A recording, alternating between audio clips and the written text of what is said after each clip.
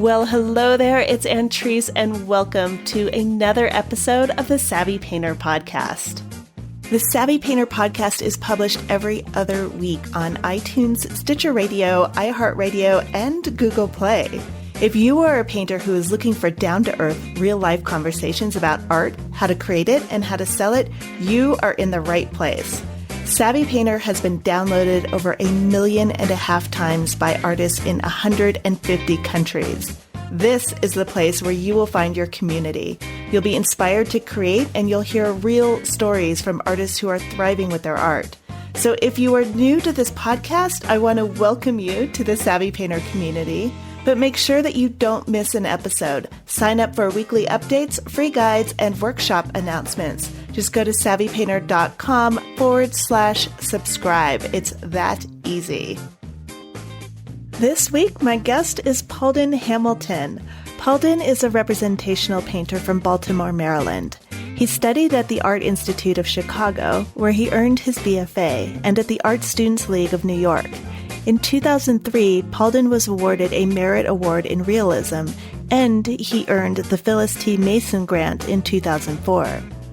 He also had the honor of being commissioned to paint Maestro Yuri Temirkanov, the musical director of the St. Petersburg Philharmonic Orchestra in Russia.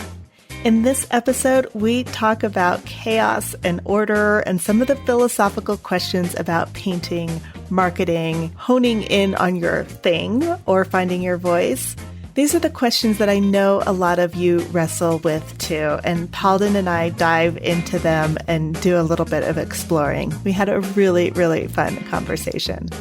We also talk about everything from what materials Palden uses to paint on, how he sets up his paintings, the big paintings he's about to tackle, and a whole lot more. So I hope you enjoy this episode as much as I did. Here is Palden Hamilton. Palden, welcome to the Savvy Painter Podcast. I'm really excited to talk to you today. Thank you so much for being here. Thank you, Antrice. I would love to start off with just tell us a little bit about yourself and how you started out as an artist. Okay. I grew up north of Baltimore, about 20 minutes north of Baltimore. I grew up in a Japanese-style house in the woods. And I actually have started going back to this period in my life to figure out exactly how I got into art and why I do it, which always ends up being a tougher question than I think.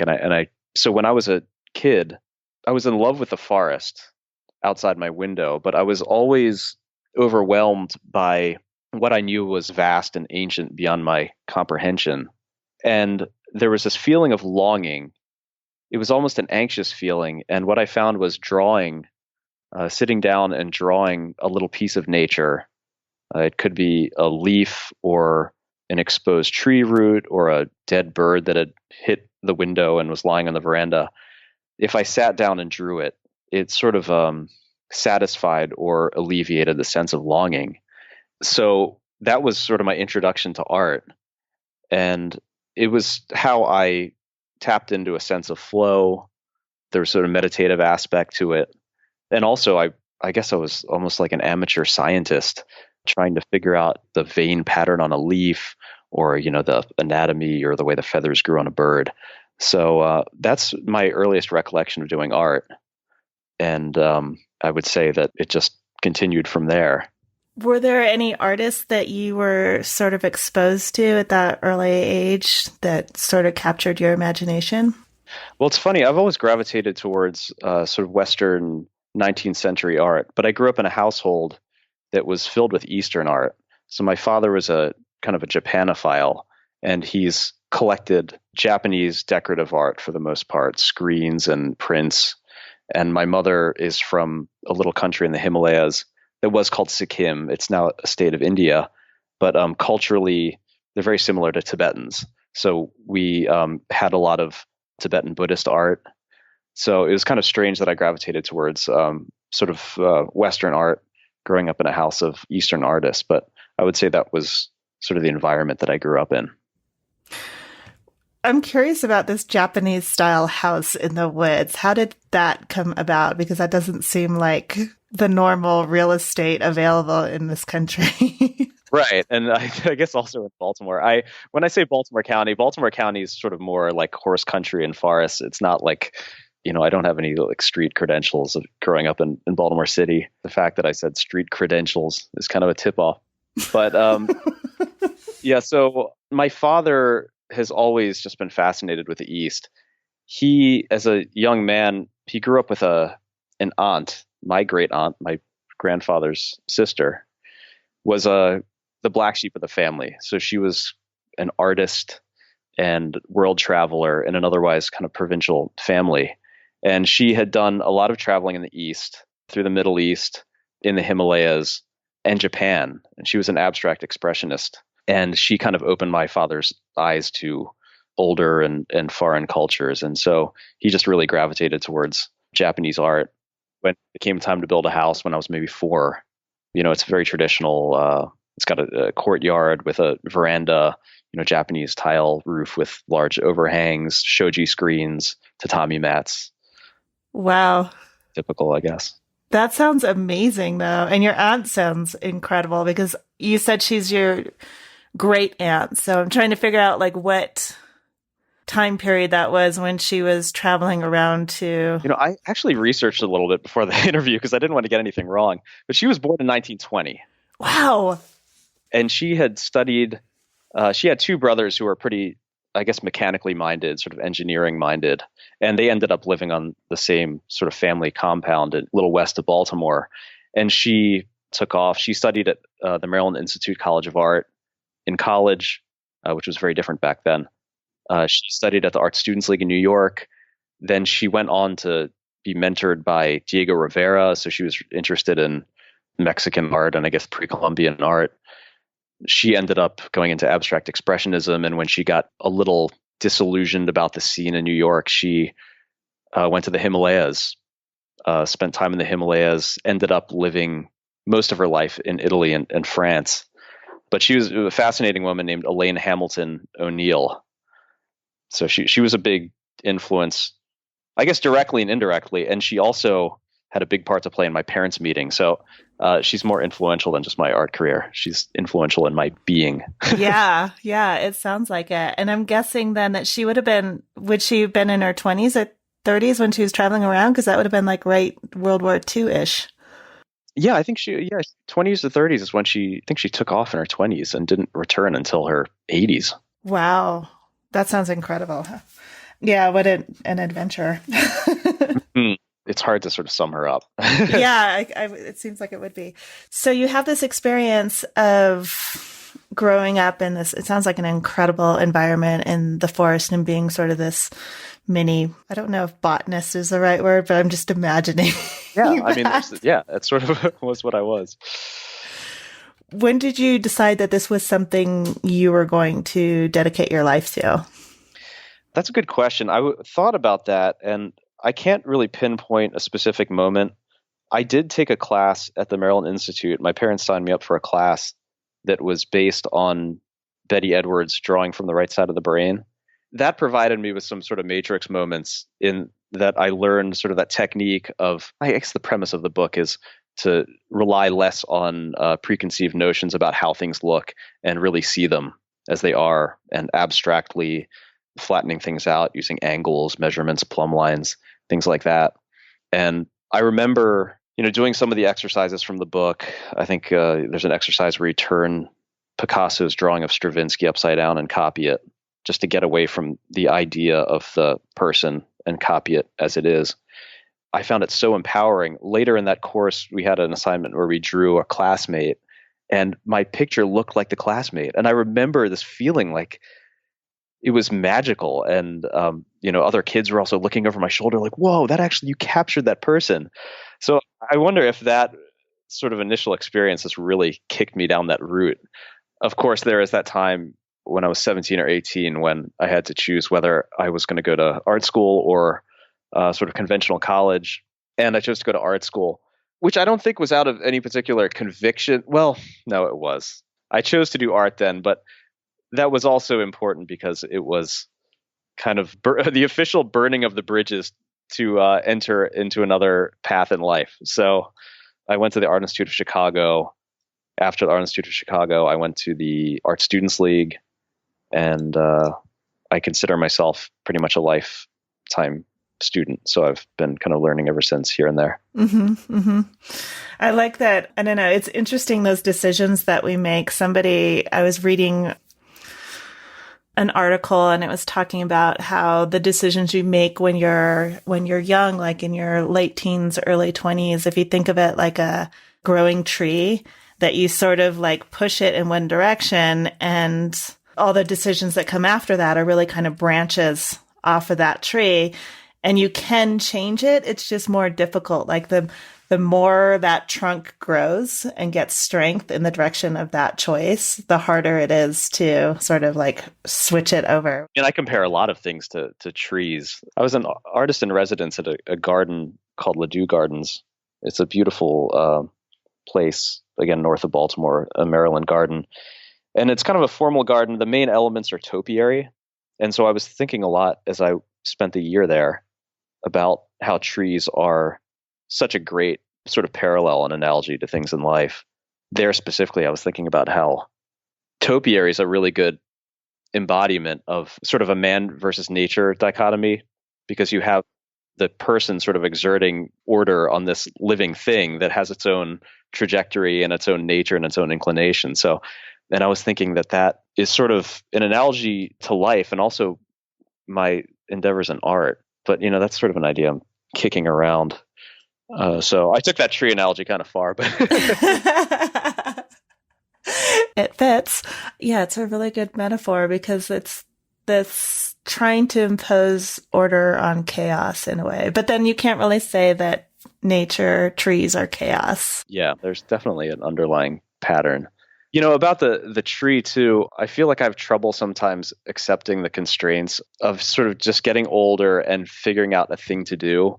I think one thing to know about me is I've kind of have my hand in a bunch of different things. And with my art, I'm kind of trying to branch out in different directions and keep all options open at the expense of maybe whittling down and branding myself and figuring out the thing that I do.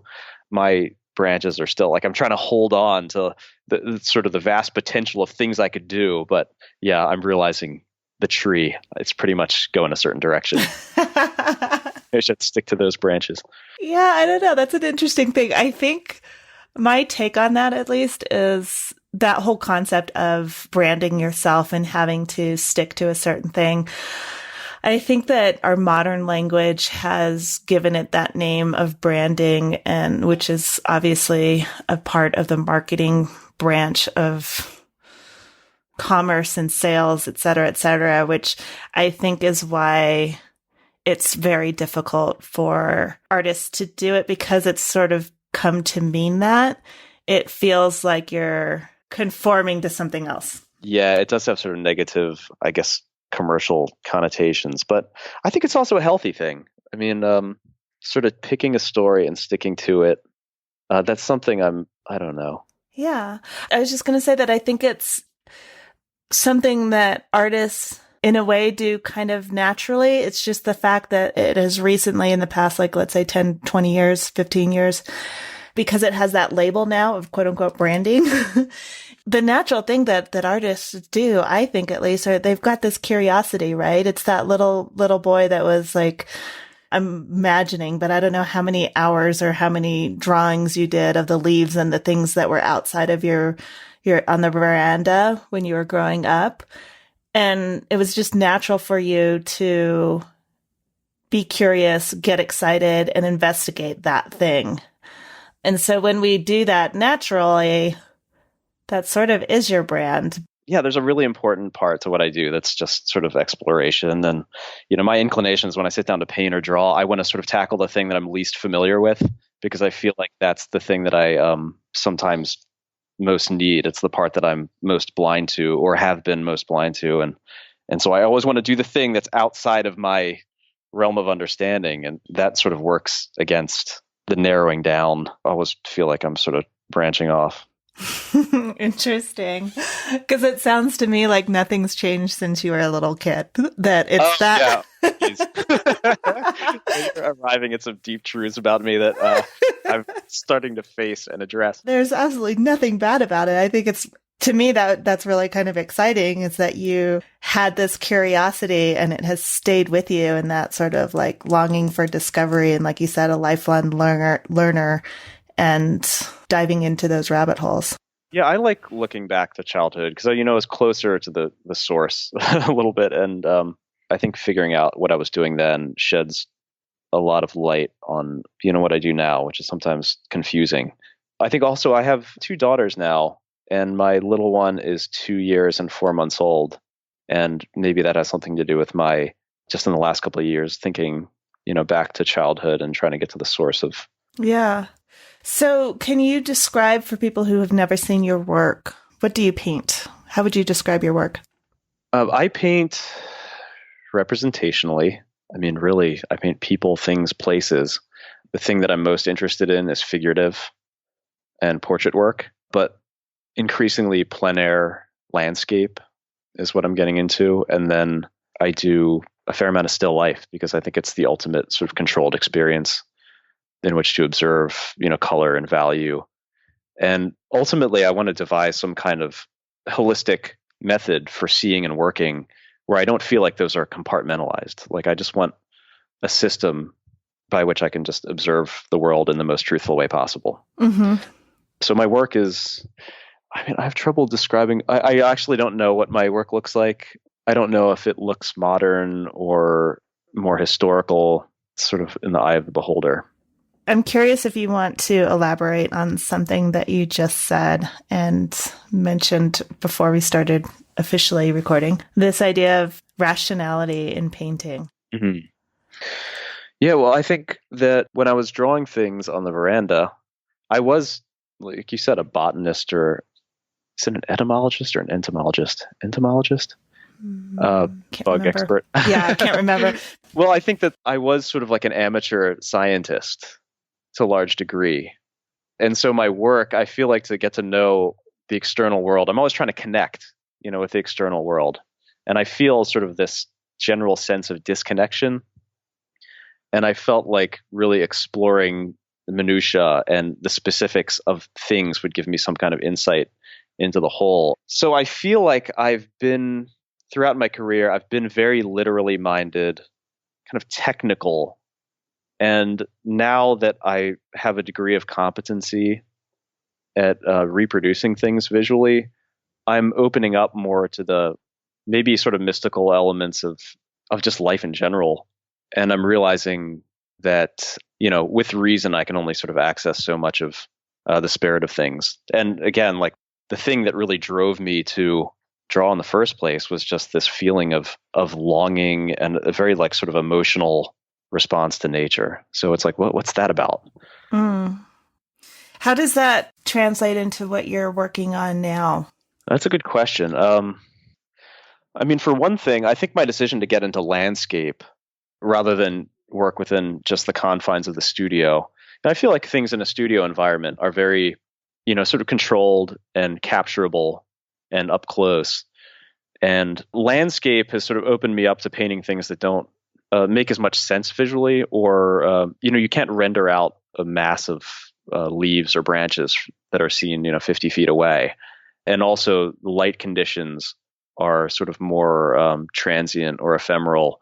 So landscape is forcing me to break out essentially of having control, too much control. Mm-hmm. I think also, I'd have to think, what was the question again? Sorry.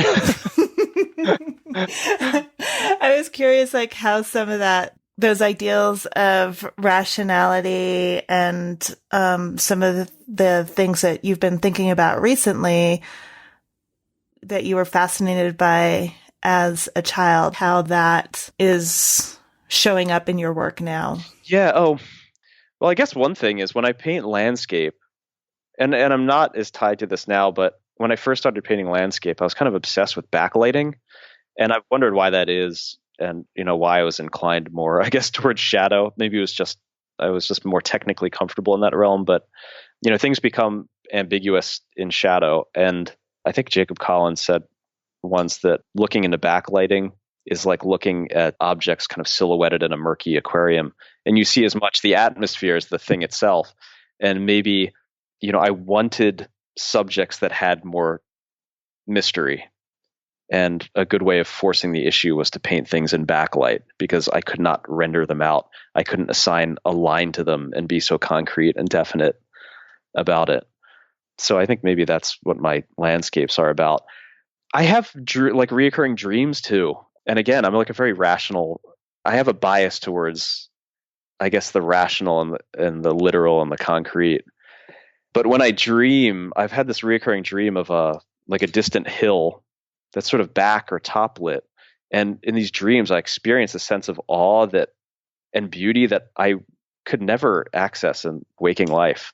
And there's something to that. And maybe that's sort of guides my sensibility and landscape. It's sort of like a dreamy, kind of distant, atmospheric quality.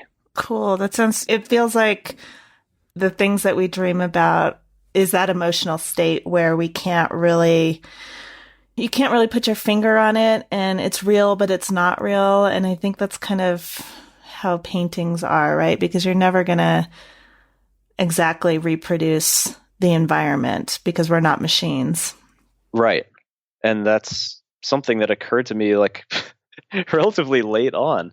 I mean, at one point I was sort of into like the new atheists, and they're super rational. And, at one point I kind of dismissed dreams as being the random firing of synapses, Uh-huh. But now I've realized that just to pay more attention to them. It was strange. I was traveling in Southeast Asia, and I was you can edit this out if you want, but I was traveling in Southeast Asia, and I was on this anti-malarial, I think it was called mefloquine, and they discontinued use of it, I think, in the military because people were having psychotic episodes. So there's this weird psychological side effect. So on this trip, I started to tweak out a little bit. I was outwardly normal, but I had the first panic attack of my life and also the first lucid dream of my life. And it was strange. Like after that experience, I maintained the ability to have lucid dreams. Whoa. Yeah. So every once in a while I have a lucid dream. And so oftentimes it'll be like in a museum. I have this reoccurring dream that I'm in a museum, and I'll see, it's funny. I dream and I see these beautiful, impressionistic, super colorful paintings, which is not the way I work, or monumental sculpture, like Egyptian or Mesopotamian sculpture. It's so weird. It's so different than what I do, but I sort of pay attention to that, and maybe would be interested in using that as a guide for my work coming up. Have you been using it as even a remote influence? I mean, kind of, yeah. So I'm about to start a couple life-size figures, and I think my paintings have gotten more of a sculptural quality just in the last 3 or 4 or 5 years. And when I look back at some of my older work, which is very competent from a drawing standpoint, it's missing, I think, the general feeling of form or volume. And I think studying sculpture, my friend Rick Casali is a great sculptor who's down in the Annapolis area.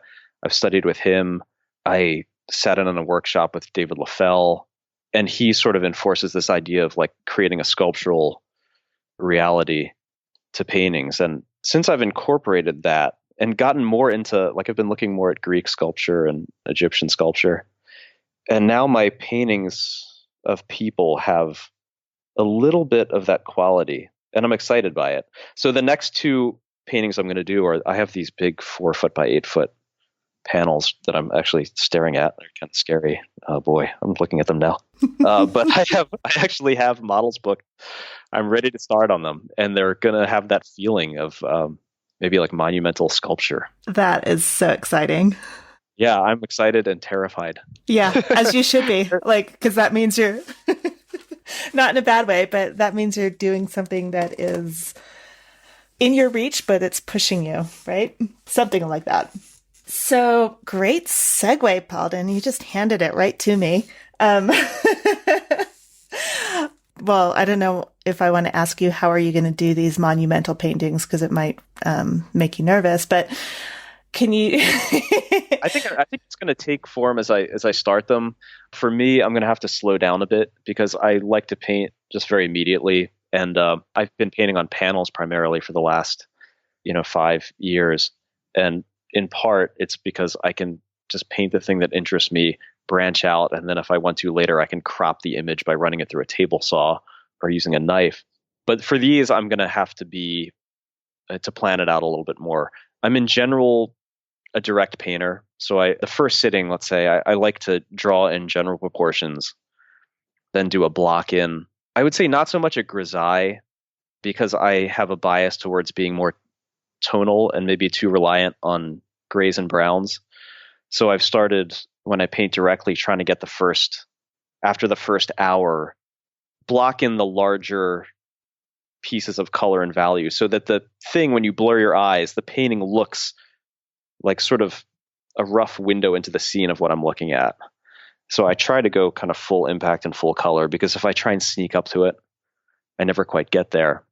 But for these, I'm going to be slowing down. So I might, to be a little wiser about it, hone the drawing, do a preliminary drawing, transfer it onto the picture, do a limited color block in, and then build the color on top of it. Walk me through this. So let's just, as an example, you're staring at these big canvases right now. And because the people who are listening to this are the most fabulous art geeks that you can ask for. Mm-hmm. Yeah, it's nice to be able to go into specifics, because usually people don't care. I know, and that's why I want to mention that and kind of encourage you or push you a little bit to just completely walk us through this, because most of the time, my husband adores me, but he can only take so much of my art talk. So I have to really. Okay, so I'll describe the panels first of all. Yeah, let's do it. So I got these large sheets of dye bond. They come in 4 foot by 8 foot sheets. They're like aluminum sheets. I was referred to those by my friend Bennett Vadney, who does these incredible, very detailed cityscapes. Dye bond. What exactly is dye bond? Is that so? Dye bond is, as far as I know, it's only maybe 1/8 of an inch thick, and it's 2 sheets of aluminum with a kind of a foam center. And the reason I like them is because I've heard that a lot of artists now are working on it. Of course, it's a very hard surface, but I like the idea of a painting being archival, for one thing. I had sort of nightmares about working on canvas after seeing some of my great Aunt Elaine's work that had been stored in a humid attic for some years. And it was just mildewy, and the canvas was just rotting. And so I was like, I can't work on cloth. I got to work on something more, I wouldn't say archival, but long lasting. Yeah, and it doesn't warp. It doesn't. Yeah, you can work on large sizes. I was working on 1/2-inch birch plywood for a long time, but after you go over a certain size, it gets really heavy. Mm-hmm. But is dye bond, is this specifically for artist material, or is it something that for I think outdoor signage?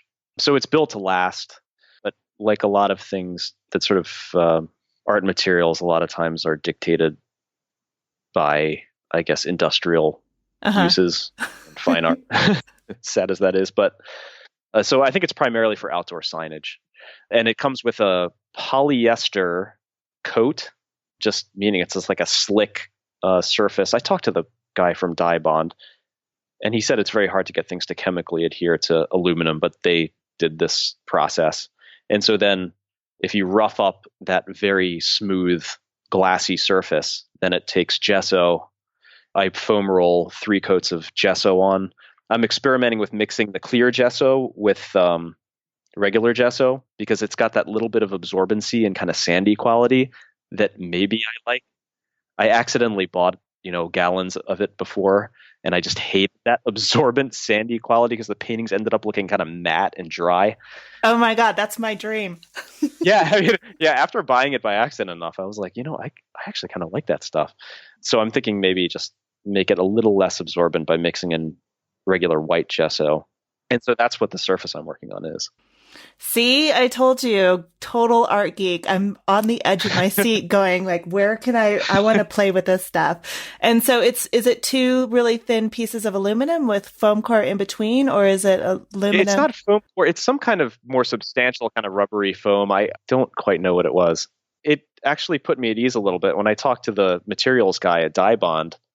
He said that he did fine art classes in college, I think. And so I was like, okay, so this guy, and he spoke, with confidence that the stuff is, it's a good substrate for fine art.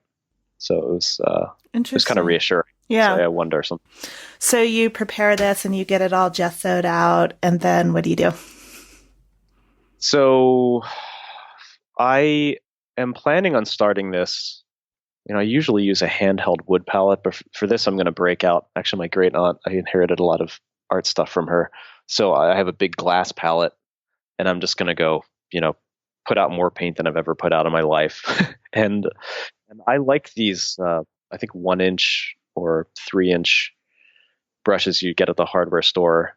I think they're like cheap trim brushes, but they've got a really nice quality to them, and it takes away my ability to get too precious with it. Mm-hmm.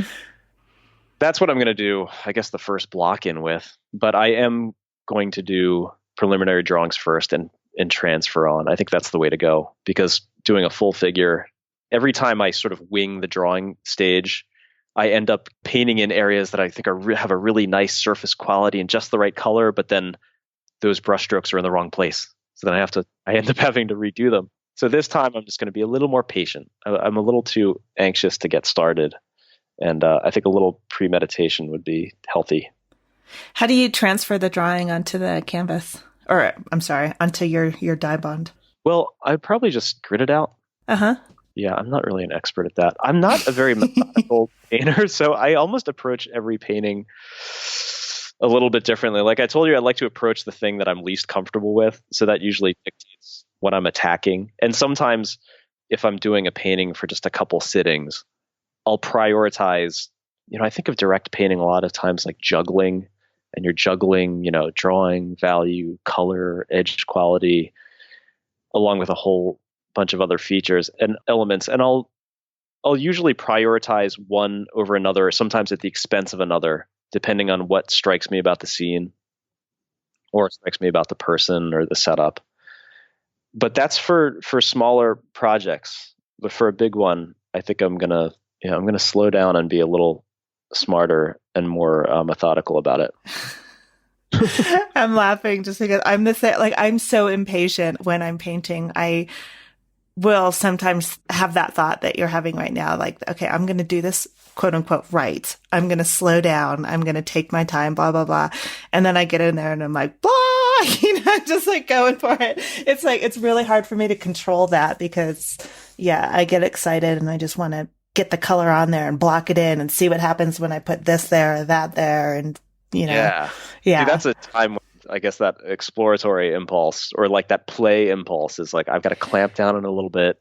Yeah. And it's so interesting to me how every artist has their own, that sort of push and pull, that sort of impulse to, okay, I'm going to start this off with a grid or whatever it is and do it like technically really well.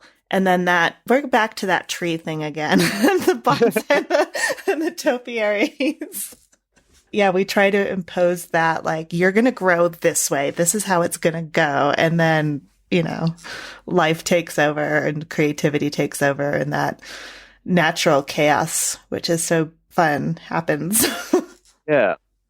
I'm usually trying to react against whatever my inclination is. I'm oftentimes thinking that the thing that I need to do is sort of the opposite of what I've been doing. I mean, I can see when I line up my last, 20 paintings up on a wall, or if I just see their little thumbnails on Instagram, I can immediately identify. It's like, oh, I'm doing that thing. There's that common thread. I need to do the opposite of that now. And so I'm always trying to compensate or sometimes overcompensate for the direction that I'm going. And I sometimes think of it as like a pendulum swing. Like I can see if my paintings are too desaturated, and then I've got to go, then I've got to amp up the saturation. And then when they're too saturated, then I have to like swing way back and get super tonal. So my hope is that like the pendulum will just sort of come to a more informed and appropriate center after a while. That's such a tough one because personally, I guess what I struggle with sometimes is when you're talking about that pendulum swing, it is for me not falling into like rote paintings and not becoming formulaic about it. So pushing the boundaries. And I think that's sort of what you're talking about when you're saying, I want to go to the opposite. But there's another part of me that I feel pretty strongly that we should trust our instincts no matter what they are. So I don't know where that line is yet, but yeah, I think that's healthy. Yeah. Just this idea of when I feel like I need to do the opposite, because I know that feeling. It's like, okay, I've been doing that thing and that's my impulse right now. So I need to do the opposite. I find it gets kind of like exhausting sometimes. Like I feel like I'm second guessing everything. And I'm wondering if you feel that way or if you struggle with that too, or if that's just me. Yeah, no, I do. And I wonder sometimes, always trying to do like the opposite of what I'm inclined to do. Is that because I'm trying to negotiate a better way to do it, or am I kind of like running away from my initial sensibility, which might be like the purest and best thing? So I never quite know. It's very hard to tell like what your work looks like or what it needs. I know that I'm very skeptical of when I feel like I'm just too comfortable. Like when I'm working and anytime I have this idea when I'm working on something, like, you know what? I think I'm finally getting this. I've got this figured out. It's actually not as hard as I thought. Anytime I start to feel like I've got it, I'm pretty much sure the next day when I go back and look at that painting, it's going to be bad. So I'm very like skeptical of when I'm just too comfortable. And sometimes I'm sure that's the appropriate way to feel, and sometimes it's not. Mm-hmm. And we want systems and we want answers. It's such a difficult thing because a lot of artists, are asking the question, how do I find my voice? How do I know what to listen to and what not to listen to? And I've been talking a lot about this with some of my students, this idea that we have to fine tune that listening device. I guess it's almost like tuning an old radio or something, to be able to just be like, okay, turn up the volume. One of my students, her husband is a musician. And so we were talking about mixing boards, like. Oh, I think about that too. Like that's an analogy that I use sometimes. Yeah.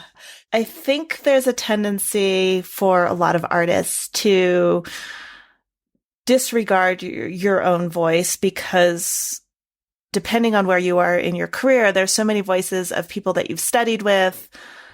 So like if you're thinking about the mixing board, then there's the voices of your past instructors and everything that you've learned from them, and the sort of natural tendency just as human beings to want to either, I don't know if pleasing them is the right word, but do what they said, so you have these ideas that were told to you by an instructor, whether they straight out say, this is how you should do it, or maybe they just say, here's an example of how I would do it. But either way, a lot of times it comes, what we internalize is that's the way it should be done.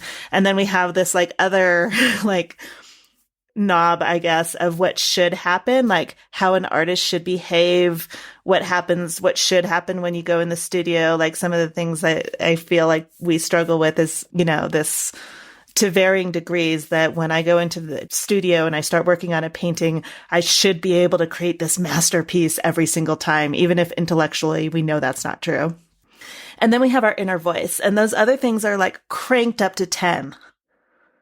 And our inner voice, we're so used to second guessing it and squashing it, it's like down at 0.5. So figuring out how to not turn them off. Like you want to know what the people that you've studied with have obviously influenced you. You've sought them out. So it's not a matter of disregarding everything that they say, but just turn it down a little bit and turn up your instinct and your inner voice, your inner wisdom, whatever you want to call that, so that you can hear it. Yeah, that's true. I heard something interesting. You might be interested in it. I can't remember which one it was, but it's on YouTube. There's a lecture or a demonstration by Vincent Desiderio. And I think he's talking about Dan Gustin. And he said, Dan Gustin said that when he starts a painting, he feels the presence of all the painters through history that have influenced him. And they're kind of standing and looking over his shoulder. And one by one, they kind of leave the room until all that's left is him. Yes, that's Philip Gustin, right? Philip Gustin. Yes. Okay. Yeah. And then also I'm thinking, I think about that mixing board. And I feel like, you're constantly adjusting the levels between these dichotomies. A lot of them are just sort of technical, like sort of high contrast or more low contrast, color, tone. There's sort of these poles, and then you're adjusting the layers. I think at the end of the day, there's so many sliding bars, 50 of them. The configuration of where you've chosen to adjust those is like enough to distinguish you. Maybe. I found that I don't really chase like a personal style. I think a lot of times people feel pressure to, And, at times I definitely have. But people tend to say that they can tell when a painting's mine, which is kind of nice, and I don't go out of my way to do it. But I figure, too, as you sort of get older, you're an amalgamation of your experiences, which are just very unique at the end of the day. And it's not like because you're wildly eccentric in one area or another. It's just that you've had all these influences and the way they've configured. There's nobody else in the world like you. So I feel like that maybe is enough. It is enough. I think it's enough. Mm-hmm. I'm willing to say that's enough. I hope it is. I mean, I can tell. Yeah. So. I mean, it's kind of like, who we are as human beings. There's nobody, what you just described is what makes people individuals and makes them unique. Even, I have 5 brothers and sisters, and we grew up in the same household, but we grew up, we're separated by age distance. And so there was different things going on in the family during the times when you're growing up. So even though we technically come from the same family, we've had incredibly different experiences. Yeah. So even within a family, like, I guess you don't have to worry. I mean, sometimes siblings are very self-conscious of, making themselves distinct from each other. Like, my brother's a business guy and very sort of technically and mathematically oriented, and I'm sort of the opposite. And I wonder, did I do that in reaction to my brother, or did I pick that? But yeah, it is sort of comforting to know that even within a family with the same upbringing, people end up very different. So I don't feel that overwhelming pressure, at least anymore, to distinguish myself. Yeah, and I think the whole conversation about the frustrating thing, I think, in some ways, is the whole conversation about, quote unquote, finding your voice as an artist and who you are as an artist. It really comes down to just relax and be yourself. And that's where the authentic paintings come from. But all those other knobs on the soundboard are turned up so loud, especially the shoulds. Oh, yeah. Yeah, that we can't hear it. And I think it's so interesting to me to talk to older people, like people, your grandparents or whatever. There's this saying that's sort of coming to mind that I can't remember what culture it came from, but basically it's like, wherever you are, if you turn around and look behind you, you see thousands of hands that are lifting you up. And those are all the hands of your ancestors, all the hands of the people that came before you, the artists that came before you, like you mentioned, like all of that combines into making you who you are. And if you trust it, then there's no way you can't be yourself and you can't paint like who you are, Yeah. It's just I that like trust. That. Yeah. I think trusting instinct is something that I always feel pressure of like eyes looking over my shoulder. And I've learned to sort of quiet that a little bit. I mean, I still think it's a big feature of my work that I'm always trying to prove myself, like technically. And I would just hate for that to dictate the way like my work, at least ends up, is like I'm always trying to prove my competence. I know anytime I start to work more instinctually or more expressively, I look at some piece of academic work or somebody who works like beautifully and tightly, and I'm just like, oh, I need to be more rigorous. I'm just like playing around. Like I want that quality. And then when I do that and I sort of buckle down and I really work on my technique, then I just see other stuff. I mean, like Abbott Henderson Thayer is like kind of my hero right now. And I see that and I'm like, what am I doing? I'm just treating this like a technical exercise. I need to go that direction. Who did you say? Abbott Henderson Thayer. He's like late 1800s American. I don't know how to describe him. He paints angels. Angels aren't my favorite subject of his. He painted his late wife with his kids a fair amount. I think some of them are posthumous, but they're really just heartfelt, beautiful paintings. And you could tell that he had the technique down, but he had just sort of incorporated it and then gone beyond it. And they're very like sentimental, I think, to a fault. And maybe I look at his work because I feel like the contemporary scene is so cool, it's so cold, that I sort of want to react against it and do something just very sentimental. Like I've been painting my wife and my daughters, and so his work's really been speaking to me. But yeah, he's never showy with his technique. And I don't know if there's any painter that I really like that is about that. So I would like to cut that out of my work, but it's always, you're right, it's always nagging. You mean that showiness? Trying to prove yourself? Just a feeling like I could know more technically, and if I know it, I need to demonstrate it. Yeah, so that's that so seductive. so that my work is like serious enough. Yeah. Yeah, I know exactly. Yeah. Oh my gosh, that being comfortable in your own skin thing. And that's kind of what I was saying, like with, talking to older people, like it's so frustrating that I think and I'm trying to kind of not let it happen to me, I guess, if I can do that. Easier said than done, yeah. Oh my God. Older people are kind of more like masters of being, they just... Yeah, and that's the thing, is it's kind of like it takes that long, I guess, for us to learn, like, stop caring about what other people think. You're okay. You are enough as you are right now. I'm totally neurotic about that. Oh, me too. I think everybody... And so just this constant, like, thing of, like, just be you and, allow yourself to have fun. It's kind of like, I actually haven't read it yet. I've just read synopsises of it. So I should actually like buy the book and read it. But part of me was just like, oh my God, it's so cheesy. But I think it was in around 2012, this woman wrote a book. She was a caretaker, and it's something along the lines of the regrets of the dying or something like that, where she basically interviewed all these people that were in their late 80s, really approaching the sunset of their lives, and talk to them about what they learned, I guess. And I think it's the 5 regrets of the dying or something like that. But basically what was really sad was that it's heavy, and it's also really beautiful. And a lot of them said things like, I can't remember all of them, but the things that they said were, I wish I had let myself be happy.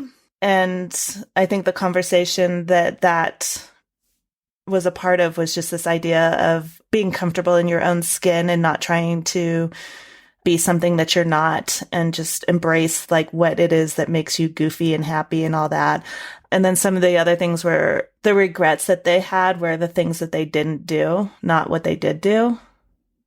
So all the times that they held themselves back. Wait, it was the things that they didn't do. Yeah. It was regret for the things they didn't do rather than remorse for the things they did do. Correct. Okay. I want to read that book. First of all, I'm sure it's going to make me cry, but but I think it'd be really interesting to read that book and put everything in the context of painting, right? Because they're talking about life, but if you put it all in the context of painting, all the paintings that you didn't do because you were, like that's the thing that kills me, is when I think about the times when I was maybe too caught up in other things and I wasn't doing my work, my paintings, all the lost little paintings that didn't happen because I was too scared, I was too this, I was too that, like that type of thing. And I think it's, when you think about it, like it's really interesting to, in your studio while you're painting, kind of think that way of maybe that's the way to turn down the shoulds and the shouldn'ts and the, like all that business we were just talking about. Painting's like the perfect occasion to try things out. There's no excuse not to try things because it's so non-committal. It's like you can scrape something off or paint over it. Yeah. It's not like you're carving marble. Right. And even if you did. Yeah. Right. Right. And I think that was kind of like the point of some of the things that those people were talking about was like, so what if I said something and I look stupid? Yeah, I should read that too. And I think, so something else I heard was that like nobody ever said that they wish they made more money or whatnot. There were certain regrets that people didn't have. I think that was one of them, where some people were saying that they wish they hadn't lost track of their childhood friends. They wish they hadn't, especially, because of the age range. And so particularly with the men, and that's just because of the time period that they would have been in their working modes and their kids would have been young, just saying that they really wish they hadn't worked so much. Yeah. But, it's kind of easy for them to say now that they made it. Got a little confirmation bias or something. Yeah, I think there is a time in your life that you should be totally like, that you are kind of like a gladiator and you're in the ring and, you like fight it out. I like the fact that I've been at times, very competitive and really sort of, hyper technical. I think that that's fair at times. It's just a matter of, making it a means to an end and not the end game.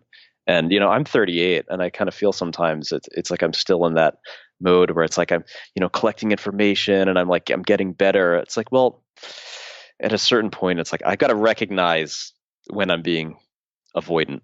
And that's a problem. And sometimes it takes like an intervention from like a friend to point that out, because I am happy to linger in ambiguity in a lot of ways, sort of technically and metaphorically. I've been talking about this series of big figures for a while. I had a friend tell me, I think you're being a little avoidant here. Been talking about that for a couple of years. You need to do it. And now I've got the models booked, so I'm not avoiding it. I'm so excited to see how this turns out. Me too. I'm excited. I know it'll take you a while, but when you finish those, I hope you will share it with us. Oh, I definitely will. Yeah, I definitely will. I think you're what you mentioned though about kind of being in the proverbial ring and those times when you have to double down. It's absolutely true. You do have to do that. Like none of that I think should be taken as don't work. But I think you kind of nailed it when you mentioned the thing about just that wherever that is for you as an individual, that balance. And I think you know when you're off, when you should be working or when you should be spending time in other parts of your life. Yeah. It's hard to make your own schedule. And oh my God, yeah. And I have trouble like sort of figuring out how much I should be trying to, I guess if there was a main thing I'm sort of after in painting, truth is a heavy word, but I like my paintings to be truthful to the best of my ability, or at least, not deliberately untruthful. So I've started to think, well, truth is not as concrete as I thought it was historically. And I'm very, I guess, modern and Western in that that's highlighted by the fact, like I said, I was sort of like an amateur scientist, believing that the truth is external and I can pin it down. I'm sort of now incorporating, how I perceive something is a big part of my interpretation of the truth. And then all the things in my brain then that process and filter the information. The truth is sort of an amalgamation of all those things. And it's hard to tell which to lean on more heavily to arrive at a more truthful image. That's sort of a question for me. It's like, is the truth external? Is the truth in how I perceive it, like the mechanical structure of the eye? Or is it in the filtering and the way my brain sort of mediates what I see? It's like, well, which am I going to pursue, or can I pursue all simultaneously? I don't know. That sounds like one of those Zen questions there's an actual name for it. It's the unanswerable question, but we still have to try. That's interesting. Yeah. The unanswerable question. I'm going to look that up. I haven't heard that. There is a term for it. It's a Zen something. And I'm sure there's somebody who's listening right now who's screaming the name at that. I also heard a good quote from Roger Scruton, the, I guess, art critic, cultural commentator. He said that the point of philosophy is not to come up with answers, but to come up with better questions, or more finely honed questions. I thought that was really cool. So there's not the need for an absolute answer, but I feel like I am asking better questions. And really, it's only the last couple of years. Again, I'm 38, but I feel like in the last 2-3 years, things have really, like, my work's just gotten so much better. Things are starting to gel. Finally. I don't even think I was a very good painter like 5 years ago, which is scary because how could I pursue something that I wasn't? That just means you grew, Palden. Yeah. I hope that, for me, I hope I'm looking at the paintings that I'm doing now that I really enjoy and I'm really excited about. I hope like 5 or 10 years from now, I look back at them and go, I've learned a lot since then, right? Yeah, it's part of the process. I was thinking that, it's kind of exciting for me. I've had a lot of epiphanies, I guess, the last several years. And I've heard there's sort of an alternate meaning to epiphany rather than just the bolt out of the blue knowledge that strikes you. But like epiphany could be the connecting of things that were seemingly unconnected or disparate before.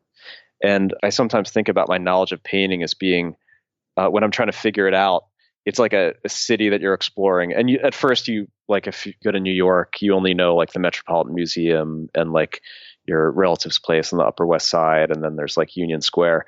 You kind of know like the tourist spots. And then as you get to know it, you might live there and then get to know the subway stops, but you have more sort of disconnected points. But then when you start to like get to know people and see the culture of it and maybe walk around a bit more, when those isolated points start to sort of meld together, in a sort of more geographical, cultural sense. It's like the spaces between get filled in, and then you're like, oh, like that's the layout. I sort of feel that way with painting. It's like some of the ideas that I was sort of exploring in a compartmentalized way are starting to knit together, and that's really exciting. God, thank God it's happening. Super exciting. Just that whole concept of the exploration and the questions, learning what questions to ask. I think that's what keeps artists painting, is that there is no answer and there's always a mystery to it. And we just learn to ask better questions. And to me, that's enough. Like, I think oh my God, I can't believe I just thought of this. This is like going to either be really good or really dumb. Go for it. But I think it's The Hitchhiker's Guide to the Galaxy, maybe, where they're trying to find out the meaning of life. So it turns out, I might have the book wrong, somebody will correct me on this, but it turns out that mice are the most intelligent beings. And so they are like furiously for like decades or hundreds of years, they're working on solving the question, what is the meaning of life? And they finally find it. And it's 42. That's right. It's sort of a bad answer to a bad question, right? And that's why I think maybe my pursuit, which I actually believed in, like the pursuit of like a concrete, absolute sort of like at least visual truth that I could pursue in painting, is sort of like fallen apart a little bit. And it's the process that's meaningful. I mean, I'm a very process-oriented painter. I mean, I hope I'm not like an underachiever, but my paintings are usually kind of like quiet and a little humble, but I just like to take something small and simple and sort of explore. There's like lifetimes of complexity in even like a simple subject. And so I like painting kind of simple, humble subjects, but really finding the richness in there. I heard sort of a cool idea about creativity. And I've always, I've wondered sometimes, like, am I creative at all? And I don't know if I am, but it's helpful to set some kind of parameters on creativity.